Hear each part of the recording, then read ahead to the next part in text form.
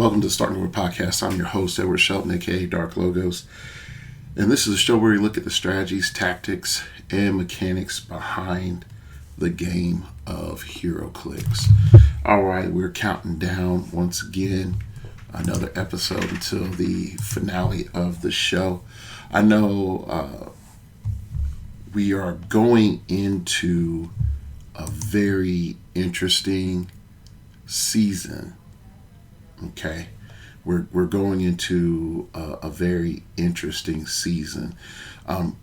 The season that we're going into is that of what I'm going to call the heroclix dark age, where we're entering the heroclix dark age. Now, why would I say that we're entering the heroclix dark age? A couple of reasons. Your idea of what the meta is previously was stated through objective data. The luxury that we've had, I would say, up to about 2022-ish, was that we had a successive series of tournaments where people had to reveal information to win. They had to reveal information to win. And so while people could innovate and did innovate in between sets, there was an incentive to reveal information. Okay?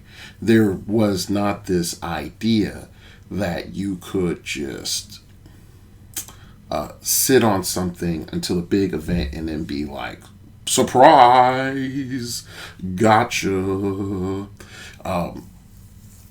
And because there were rock events, there were online events, there was a lot more publicity about what was going on in the game. And there was even some more conversations about local events. Okay. You enter into our current state of things. Okay, you enter into our current state of things. All right, what do you have?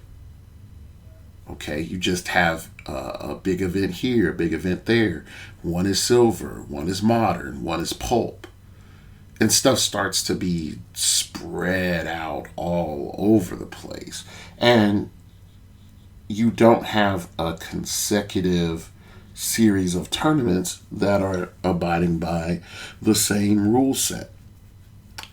And so knowledge in this period of time becomes important.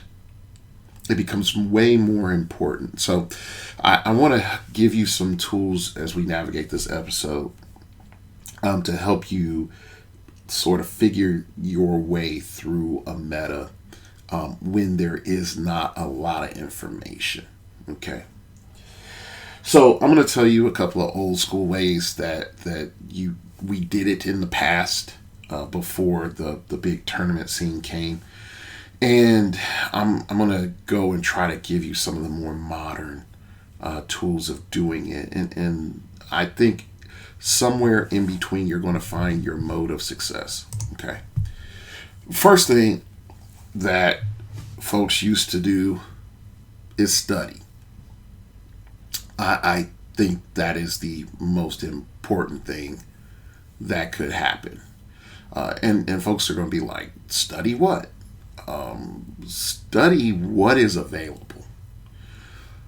I cannot tell you how many times in building a team and thinking of concepts and working on things that I have gone through to prepare for a big event, the entirety of the figures that were modern legal. I cannot tell you how many times I've done that. A lot of people will just study their team. A lot of people will just study their figures. Okay. You need to know the other figures that are being played. You need to know the other figures that are the main touchstones in the game. Because if you don't, then you're going to get sidelined by a lot of stuff. And I'll be even more transparent. You can still even know all of the standard meta stuff, know a lot of other meta stuff, and still be sidelined by a figure that you're encountering for the first time. But by going through the meta and spending the 2 days worth of work, and yes, it's work, you will be a lot more prepared for an event. You will have a better idea of, like, is my team worth it? Is my team design the best team design? Yeah, I have all these chases on here, and I have this other, super powerful iconics, and I have this, and I have that, and I have this one LE that, only 2% of the community has. And okay, you have all those things, but can it deal with something that's common and something that's simple? And that leads to my next point. It's the economy, stupid. This Bill Clinton quote is a lot more accurate when it comes to dealing with heroclix than some people may want. And why do I say it's the economy, stupid? Multiple different metas, multiple different economic situations. The economy being up, the economy being down. It was the best of times, it was the worst of times. The most competitive, economically accessible team shows up more in popularity. The best team is only really held by a small group of people. Now hear me out again. The most competitive team that is economically available shows up more than the best team, which only a handful of people have. Now, why is that? A majority of people do not understand the power of collective labor. This is not like a communist thing. Okay, I want to make that clear. The fact that I've preached for years teams, and there are a lot more teams, I'm really happy for it. But the people that are on that paradise and a dream, they're solo warriors. They got to get to the mountaintop by themselves. I'll tell you 100%, baby. Any mountaintop I've gotten to has not been by myself and solely on my own power. Not a one. Okay? I've seen this time and time again, from Rock to Worlds. And some folks will say, like, I can't get a hold of this. You gotta grow your friend base. You have to grow your network base. Okay? So let's sort of unpack this, because you're gonna say, well, this is more of a local thing. And it's like, no, this is a national and world level thing. So hear me out. Okay, so here, let's go. A couple years ago, there was Krang. Krang was Krang and Justin Sephiroth. That was the combo. Okay, it was a highly competitive team that would be used more than the best team, which was ID cards, Quinjet, and friends, Avengers and friends. Okay, so you have Patrick Ipoko making the best team, and everyone is aware of it. You have to have some skill. You have to know what you're doing. You have to, move around the field with some degree of understanding. You can't just point and shoot and win. Okay.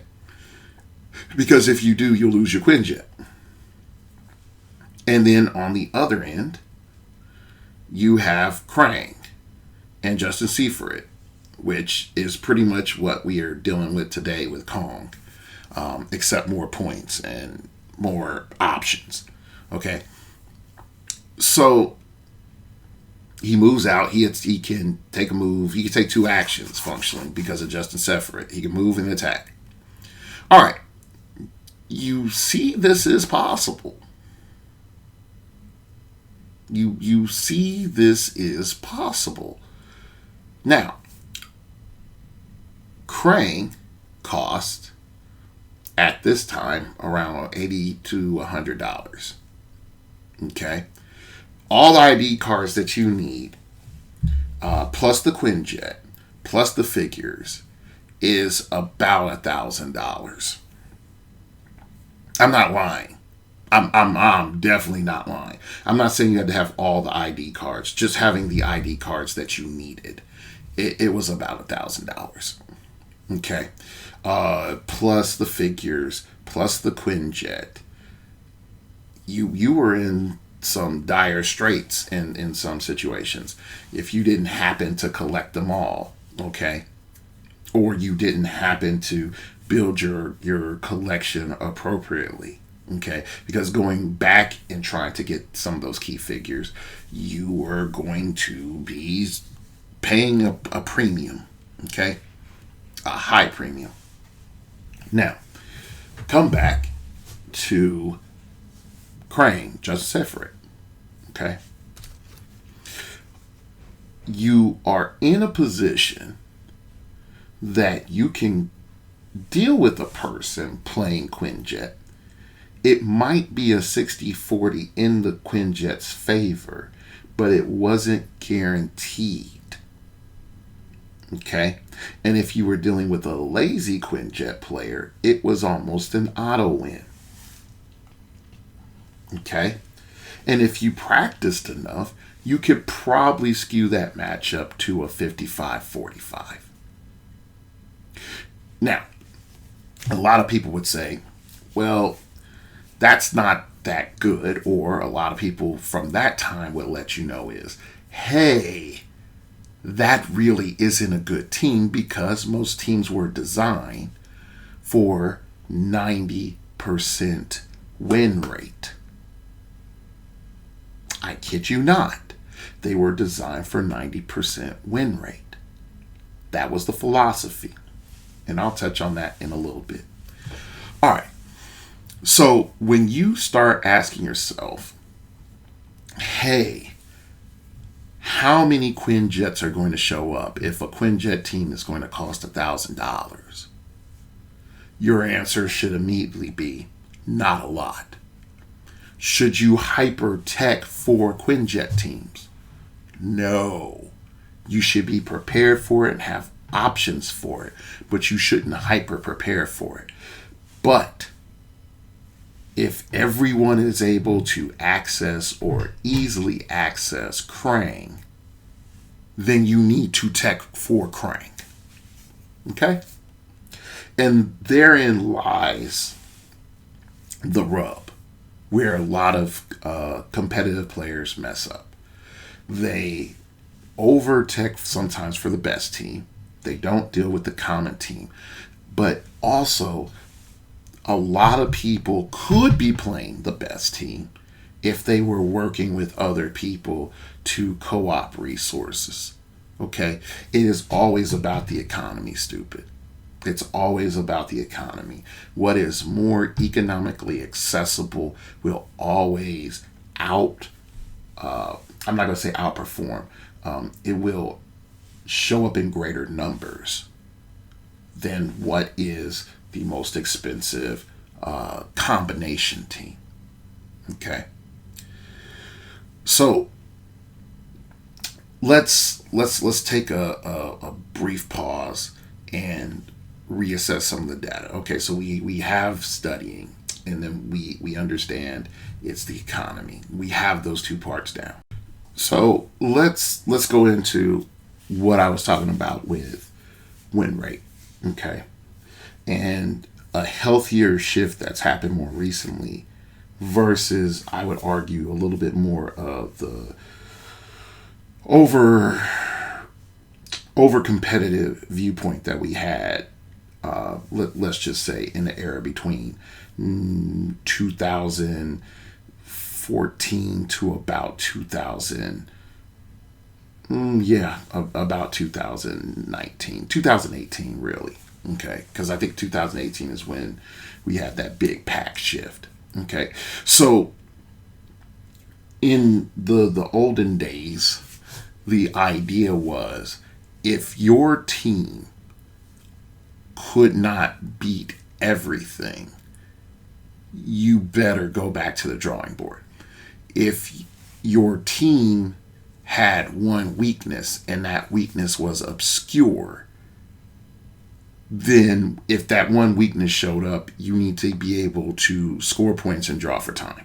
That was the philosophy, because the game was a lot more limited to a degree, because of viable characters just being highly restricted due to the fact of entities.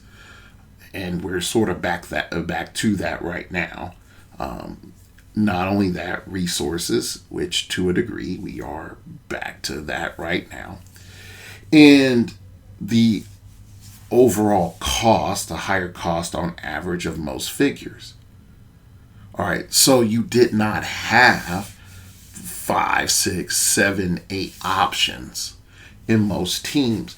So what options you did have to pick had to be more efficient, had to do more things, and had to convert into straight damage than other teams, than other figures. So let's rewind a bit. All right, we know that was the philosophy. Why was that the philosophy? Well, when we started out, there was not a lot of information. There was not a lot of information. And then as you got the Rock, and then you got WizKids Opens, there became a lot of information. There became a glut of information. The biggest point of we don't know what's going on is the first few weekends where the competitive season changed from modern to silver. Okay? And boom, we're in a whole new ball game. And then we're going back into modern once we're getting around the world championships and we're getting around Rock Cup. Okay? That was your big, I don't know what's going on.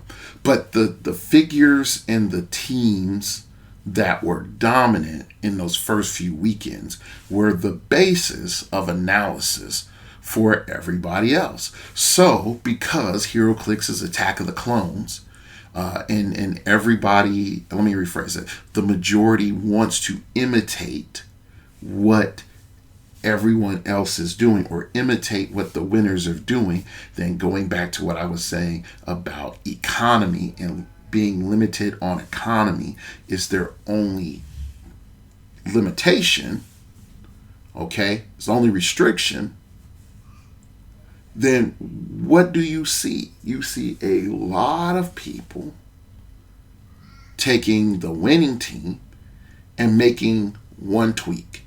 They're taking the winning team and saying, hey, I think that this is going to show up or this is going to be an issue. And then they'll play that. And so you'll go through a field and you would look and you would say, oh, wow, there's a tournament that I'm going to in 2 weeks. This is the last tournament before I have my tournament. Oh, this is what won? Can my team just beat that straight up like a sick dog? Yes. Okay, number 2 team, can I beat that? Yes. Number 3 team, can I beat that? Boom, 4th place team, 5th place team, 6th place team, 7th place team, 8th place team. If you could test against the top 8 of what was effective, okay, or what appeared at a decent sized tournament of 20 plus people the 2 weeks before your event and beat them all, or have a game in which, oh, your dice were just bad. You couldn't roll above a 5. Okay? You could go back and tweak your team, but you would only realistically have one attacker with a 13 attack. Okay? So now we come in and we say to ourselves, after we play test against all 8 of these teams, how well did I do? And if I did exceedingly well, then I am prepared for the weekend. With a glut of data, with an abundance of data, you have more surety. With less data, you have to have core fundamentals. With less data, you have to have core fundamentals. And once you start breaking things down on core fundamentals, you start to realize, hey, I don't know how many variables I can take on. So if you have a build that you feel like, yeah, I can take on 50% of teams or 40% of teams, that's legit. That is legit. But you are going to have to come back and say, it's like, man, everybody else, I'm going to have to play my best game. Okay? And so in our modern sort of mindset, we're in a position where, yes, there are just silver bullet teams where you're just going to beat certain things and you know you're going to beat certain things. But there are also teams that are being designed in an environment with lack of information that are hyper tuned to what was effective previously. Okay? And therein lies a problem for most people, because if you are going and saying, hey, I'm going to build a team based off of what won the last event, and the last major event was over a month ago or 2 months ago, how good is your data? Now you could say, well, my data should still be good. Well, okay, was a set released? Well, no sets were released. Okay, was Iconics released or a micro set released? Yes. Okay, does that micro set affect your team? I don't know. Well, now you have to do the data work. Now you have to look, and if there is no teams that are built with that figure or set of figures, then you need to go and look at teams that are. And you need to be confident in those teams that are built by those people, that they are competitive. And then you need to test. Down goes the camera. Then you need to test to see if your team is successful. But a lot of people will not do that. And I will say this as a person who is a father now, it's time. You want to play, you want to be competitive, you don't have time. And so you go back and you ask yourself, then what is going to be the default for a person that wants to play, wants to win, does not have a lot of time? It's the attack of the clones. It's the attack of the clones. So we are back looking at that win rate and saying, okay, the attack of the clone player saw what this other best team did, or second place, because second place was more their style, and they're just going to go with that team. Okay, so they're like, look, they're assuming that they are able to understand the depth and the work that was in the nuance that was put into that team. And the truth is, they don't. I can say this working with some of and talking to some of the best minds in heroclix. A lot of times when people put out teams and they explain the team, there are about 3 to 4 layers of the team, and if they feel generous, they'll tell you level 2. That's it. And most people can beat a local, beat the uninitiated, and get lucky against someone that's semi-pro being at level 2, and they think under that guise of success or this tactic of being competitive that they are a better player than what they are. They don't understand the nuance. But I can stay here all day. Let's move on to some of our other things that in our dark ages that people are using classically to gain more information, and it's what you're doing right now, listening to a show, a podcast, reading an article, something about heroclix, and you're functionally going to the Oracle of Delphi, you're going to the Sensei, you're finding that point of figurative enlightenment from someone who's on top of the mountain, the guru, to tell you how things are. And as they tell you how things are, you have your pen, your paper, you have your chakras aligned, you got your ghostwriter to the side, documenting everything that's being said as current and future knowledge. Let me say that again. You're listening to what they're saying as current and future knowledge. And you're going on, a lot of people are going under the assumption that the knowledge and information that is being stated now will also, doesn't just reflect now, but also will reflect the same truth in the reasonable future. Instead of what they are reporting now being true for then. Instead of what they're saying now being true for then. And someone's going to say, whoa, okay, so we've gone on some Marty McFly Back to the Future stuff. Okay, so let me try to break that down. Whenever I'm trying to give you information that is good enough so it's good for the future. So that if any point in time you remember, didn't Dark Logos talk about this? Okay, let me go back to his dead YouTube page. We're going to go there, and I'm going to go listen to some old Dark Logo sermons. Okay, boom. But when you listen, you're listening from me, speaking from my point in time, to you and your current, so that you can change your future and apply the knowledge in the future.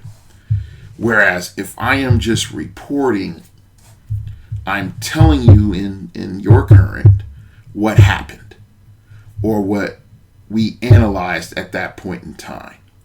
But you have that stop of the flow of data of not knowing what I am currently thinking, or the person that you're listening to currently is thinking on this same topic.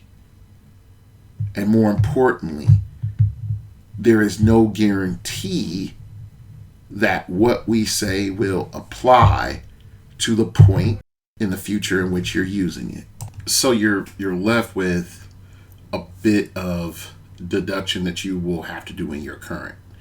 Okay, so like trying to wrap some of this up, there is advantages to listening to people talk about the game. There is advantages to listening to commentary or gathering information or reports about games that have happened. Okay, but here is your limitation is you have to understand that this is a person that is like an oracle figure. They're not necessarily a reporter. There is a difference between a reporter and commentator that is in the middle of, you know, the events that are going on, and then people utilizing their own information sets, speculating about what's going on. There's always blind spots. I've worked with some of the best builders in the game, some of the best pilots in the game. There's always blind spots. There's always something that they just don't see, or don't think is valid, that comes in with some other combo that they may not have observed. And that ends up creating a whole series of complex, backlashes in which, you got to top four and you don't have enough time to tech. And this leads into another sort of thing is there are people who are like Batman, in terms of the more prep time that they have, the more powerful they become. And then there are people who are more like Green Lantern. They are hyper creative and adaptable. The thing that goes on is people that are like Batman in a high information atmosphere are absurdly powerful. They're absurdly powerful. They don't do really well with the secret tech stuff. Okay. At the other end, you have individuals who are highly adaptive and creative. They disrupt a lot of things, but unfortunately, their disruption is like a one-off for a tournament. At best, they have two tournaments. After that, the secret sauce is cracked, and they know every herb, spice, mineral that is in that sauce to make it taste the way it does. So those are things just to be mindful of. Okay, so let's look at some practical modern tools that will help you navigate a dark age meta. The first and foremost I gotta say is you gotta practice. I know my friend Lucas Van Hollen would say, like, yeah, practice is what separates a lot of people, the winners from the losers, which is partially true. Okay, but in practice, you need to know how to practice. And I've laid out how to practice in the past, but I'll give some highlights. Like, number one, you need to know, like, okay, we've lost. You need to have people that say, like, hey, man, this is the point where you lost. This is the point where the mistakes would happen. Sometimes it's just like, yeah, you lost at build. Here's why. You couldn't deal with this. Okay. You need gatekeeper teams. You need teams that people have played, that perform adequately, that are easily accessible, or people are spending money on to play, so that you can just be like, all right, cool. I tested against quadruple Carnage Surfer. I've tested against, having shifting focus, this or that. Okay, I've tested against having, opponent having 5 retails. Okay, if those are the common things that are being looked at, then you need to test against those. You need to have a variety of generic stuff that you're playing against. Also, I would say is, if you cannot think of stuff to play test against, all you have to do is go to AC units. All you have to do is go to AC units. You go over to AC units, you go and you click teams, and then you can sort for format. So you can sort like, oh, okay, here's modern. Okay, I'm gonna go to the modern age format, then format types. Okay, I'm gonna go for standard. Okay, boom. I've now filtered down what the type of teams I'm looking at. Okay, then I'm gonna be looking at like point values. Okay, like I'm only looking at modern. Okay, and more importantly, since I'm only looking at modern, then it'll shift out a whole bunch of other teams. Okay, you can go look at event wins, maybe even look at some other tournaments that may be a little bit more wonky to get some idea, get some ideas. And it's like, oh, okay, hey, does this work? Is this useful? is this what I want? You know, so there are a lot of good opportunities that are there. So there's no reason for you to say, hey, I cannot make a team to test against. Well, I'm sorry. Like it's right here. All the stuff that you need to test with is right here. So why are you, trying to make excuses? Okay. So the other thing that I would tell you is, like, after you using, going back to AC units, use heroclix AI. Like, there's no reason why you're not using AC units and looking at the meta. Like, there's too many, I'll say, professional players. There's too many semi-pros, and there's too many, like, wild cards that use this website. Why aren't you using AC units? Why aren't you building teams on there? So why aren't you looking at the data of how many teams are being built with these figures? For example, at this period of time, white shirt Scott Porter is on 733 teams. Across all modern age formats, and that's just teams that were built this month. Okay? And it's all standard formats. Okay? Modern age, main force, looking at the month of May. Boom. 733 teams as time of the recording. Number one figure. Number two figure, black shirt, Scott Porter. 556 teams. After that is Kong. Then Blackheart. Okay? Now, this isn't pulp. This isn't silver. This is modern. If I shift it to all formats, Scott Porter comes in at a white shirt Scott Porter comes in at over 1,337 teams.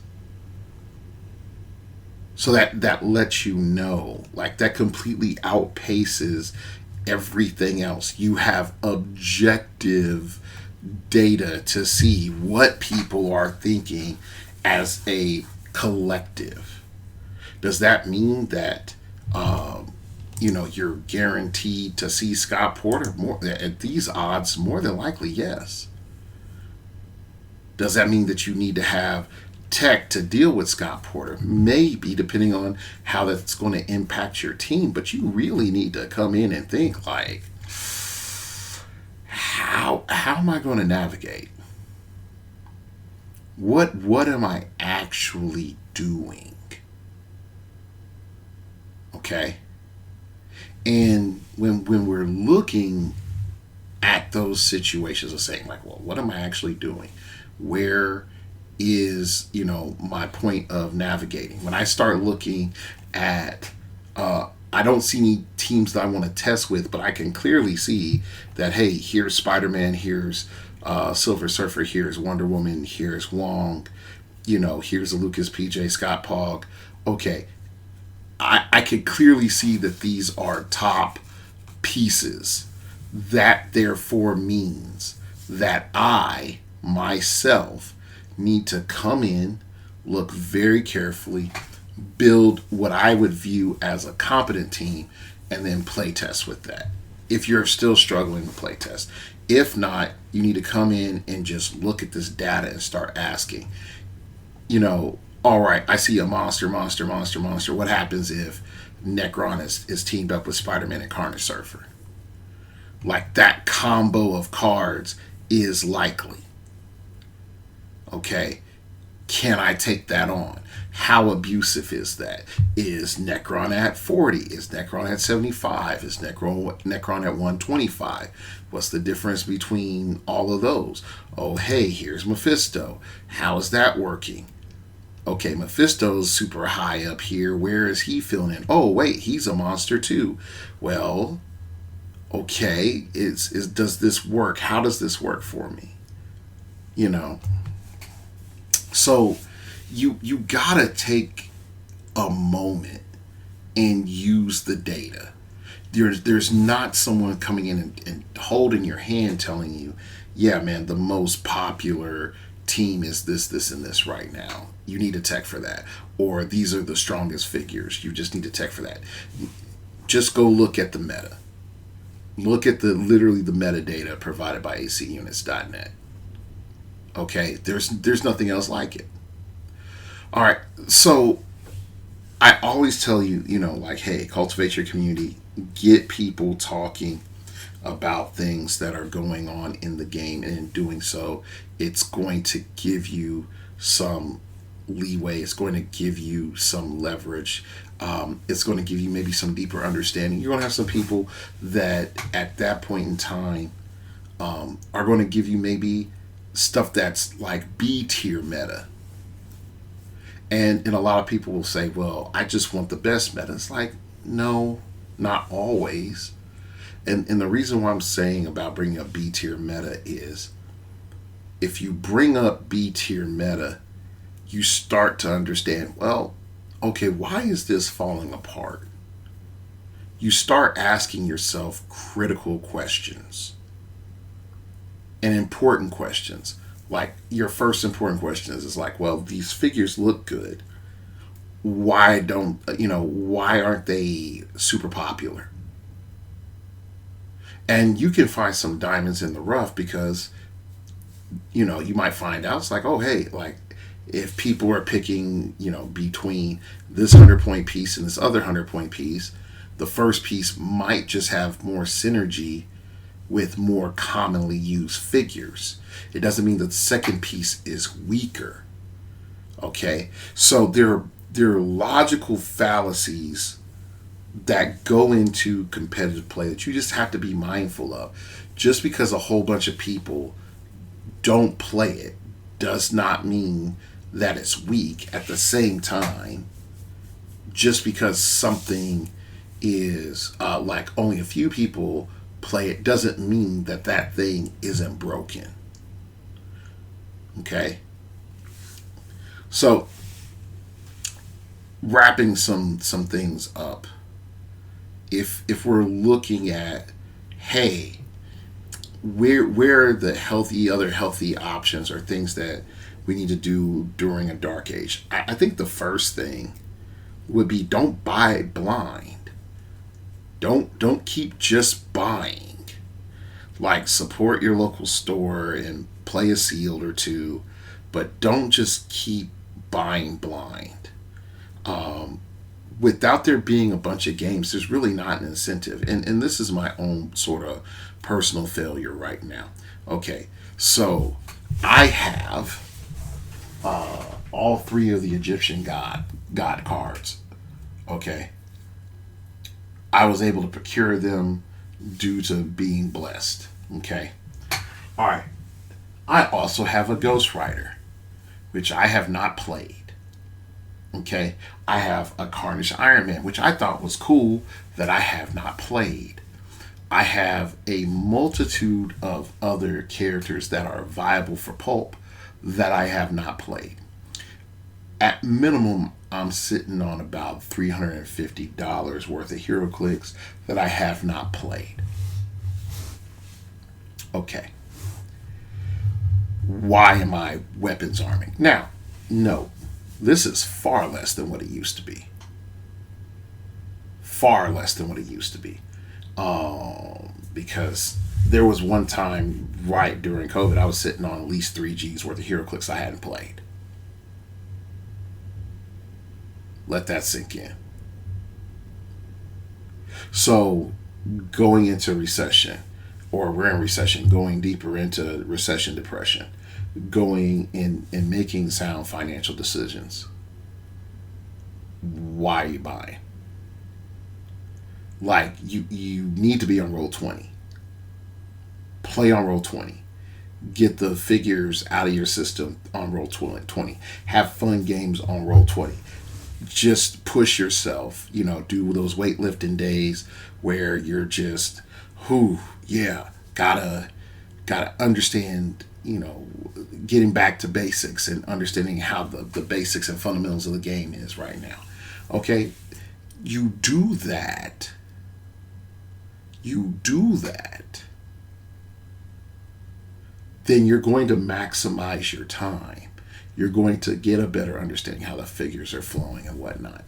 But there's no reason to get excited for stuff only to buy more stuff that you're not going to use. Okay? So, like, put it into perspective. Which would you rather have? $1,000 team that is good for at least 5 to 6 months, or buy standard?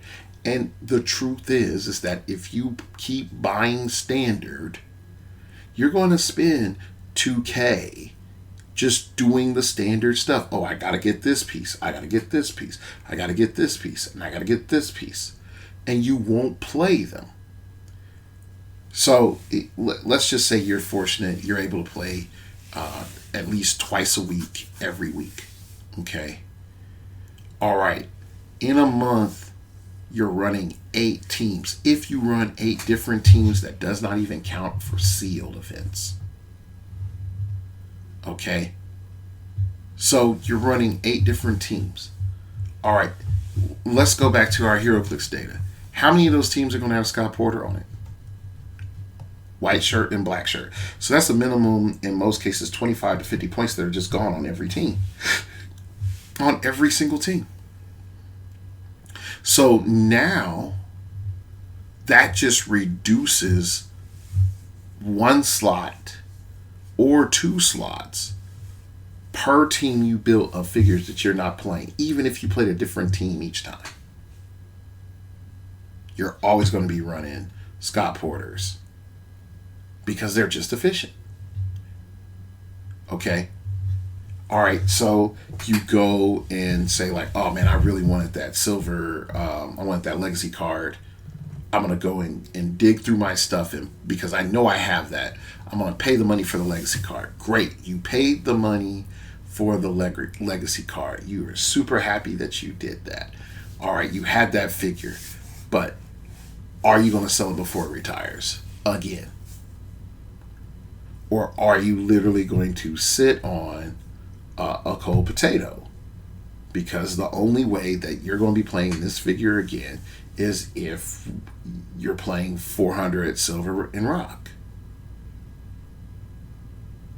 So again, WizKids ends up creating their own set of problems, because while the legacy cards gives you an incentive to keep some older figures and gives some life to collectors, it only gives them 2 more years.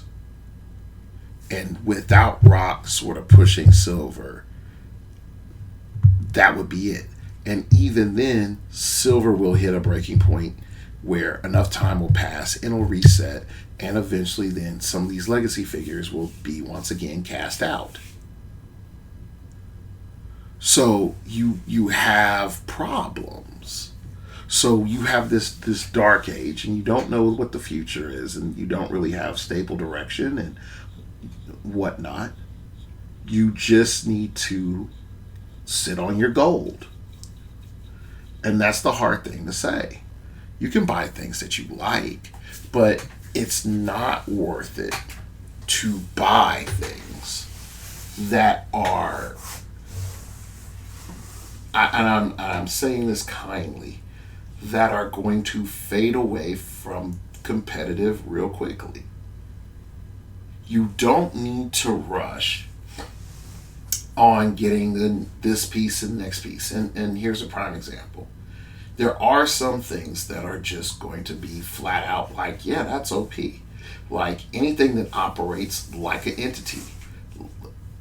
Khonshu, Tarwit, Ahmed.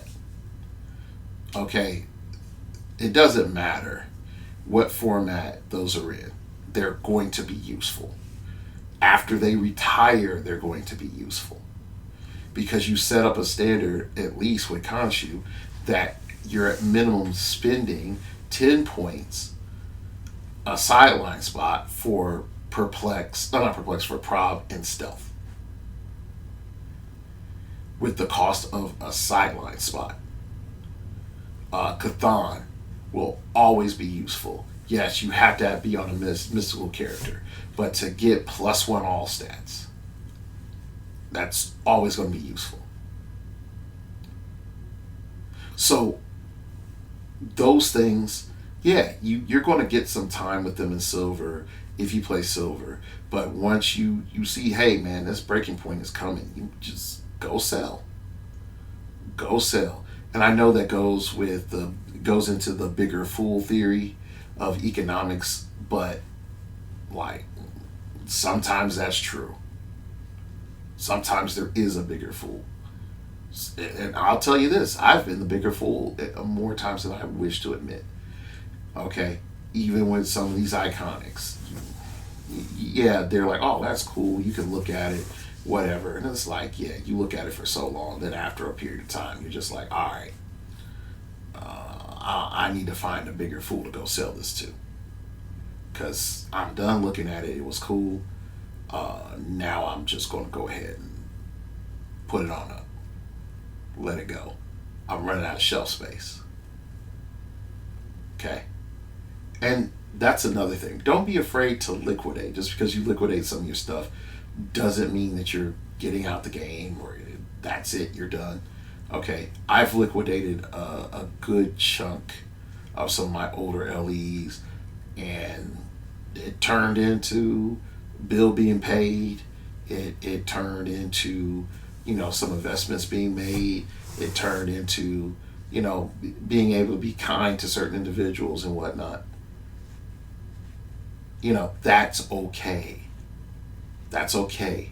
But it's not okay to constantly think of whiz kids like a charity and just throw money at them just because you want another, sculpture of Superman. Okay? So, take some steps back. If anything, I would tell you, I'm going to keep preaching this, in person until the day that I just stop playing. Build your community. Be around people. Talk to people. Think about the game. Take time to play the game. Have fun, and go into formats that you enjoy. And you do that, and you will it's a lot easier to become proficient. It's a lot easier to become proficient. And that's realistically keeping a lot of people away from dethroning some of these old bones that's been successful for a long period of time. They don't practice. Folks are too much on a paradise and a dream. They don't look at the data.